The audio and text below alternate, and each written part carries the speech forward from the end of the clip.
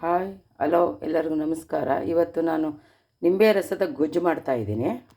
ಅದಕ್ಕೆ ಬೇಕಾಗಿರೋ ಸಾಮಾನುಗಳು ಇಲ್ಲಿ ಇಟ್ಟಿದ್ದೀನಿ. ಕೊತ್ತಂಬರಿ ಬೀಜ 1.5 ಸ್ಪೂನು, 1 ಸ್ಪೂನು ಜೀರಿಗೆ, ಎಳ್ಳು 2 ಸ್ಪೂನು, ಉದ್ದಿನಬೇಳೆ 2 ಸ್ಪೂನು, ಅರ್ಧ ಸ್ಪೂನು ಮೆಂತ್ಯ, ಬೆಲ್ಲ ಒಂದಿಷ್ಟು, ಕೊಬ್ಬರಿ ಇಷ್ಟು, ಮೆಣಸಿಕಾಯಿ ಒಂದು 15, ಜೊತೆಗೆ ಇಂಗು, ಕರಿಬೇವಿನ ಸೊಪ್ಪು. ಇದನ್ನೆಲ್ಲ ನಾನು ಹುರ್ಕೋತೀನಿ. 2 ಸ್ಪೂನು ಎಣ್ಣೆ ಹಾಕಿಬಿಟ್ಟು ಈ ಕಾಳುಗಳನ್ನೆಲ್ಲ ಹುರಿತೀನಿ. ಮೊದಲಿಗೆ ಉದ್ದಿನಬೇಳೆ ಸ್ವಲ್ಪ ಕೆಂಪಾಗೋ ಕಡಿಮೆ ಉರಿಲಿ ಹುರಿತಾ ಇದ್ದೀನಿ. ಜೊತೆಗೆ ಕೊತ್ತಂಬರಿ ಕಾಳು, ಮೆಂತ್ಯನೂ ಹುರಿತಾ ಇದ್ದೀನಿ.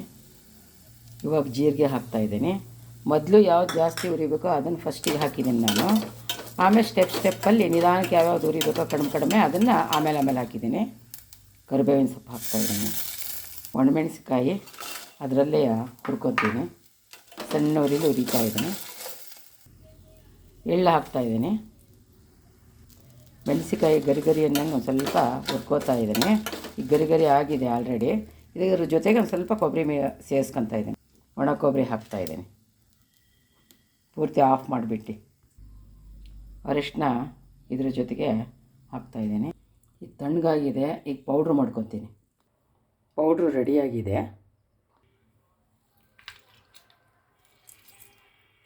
ಈಗ ನಿಂಬೆಹಣ್ಣಿನ ರಸ ಇವಾಗ ತೆಗೆದಿಟ್ಕೊತಿದ್ದೀನಿ. ಮೊದಲಿಗೆ ತಗೊಂಡ್ರೆ ಕಹಿ ಆಗುತ್ತೆ ಅಂಥೇಳಿ ಇವಾಗ ಹಿಂಡಿಟ್ಕೊತಾ ಇದ್ದೀನಿ. ಗೊಜ್ಜಿಗೆ ಅರ್ಧ ಬಟ್ಲು ಎಣ್ಣೆ ಹಾಕ್ತಾಯಿದ್ದೀನಿ. ಸಾಸಿವೆ ಅರ್ಧ ಸ್ಪೂನು, ಜೀರಿಗೆ ಅರ್ಧ ಸ್ಪೂನು, ಕರಿಬೇವಿನ ಸೊಪ್ಪು, ಪೌಡ್ರನ್ನ ಎಣ್ಣೆಗೆ ಹಾಕ್ತಾಯಿದ್ದೀನಿ. ಕಡಿಮೆ ಉರಿಲಿ ಇದನ್ನು ಕುದಿಸ್ತಾ ಇದ್ದೀನಿ. ಇದಕ್ಕೆ ಇವಾಗ ಬೆಲ್ಲ ಆ್ಯಡ್ ಮಾಡ್ತೀನಿ. ಇಷ್ಟು ಸ್ವಲ್ಪ ನೀರು ಹಾಕ್ತೀನಿ. ಸ್ವಲ್ಪ ಕುದೀಲಿ ಇದು.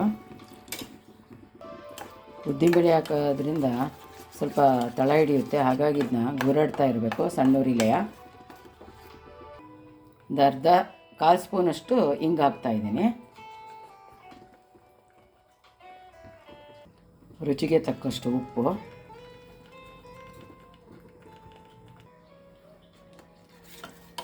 ನೀರೆಲ್ಲ ಹೋಗಿ ಆಗ್ತಾಯಿದೆ. ಈಗ ಇದಕ್ಕೆ ನಿಂಬೆ ರಸನ ಮಿಕ್ಸ್ ಹೊಡಿತೀನಿ.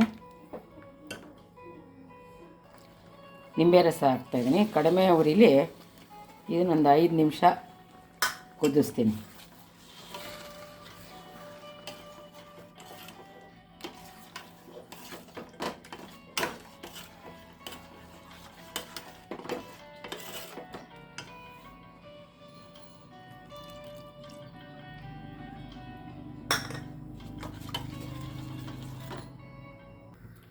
ಗೊಜ್ಜು ರೆಡಿಯಾಗಿದೆ. ಇದನ್ನು ಈಗ ಅನ್ನಕ್ಕೆ ಕಲಿಸ್ಬಿಟ್ಟು ತೋರಿಸ್ತೀನಿ. ನೋಡಿ, ಎಣ್ಣೆ ಬಿಟ್ಕೊತಾ ಇದೆ.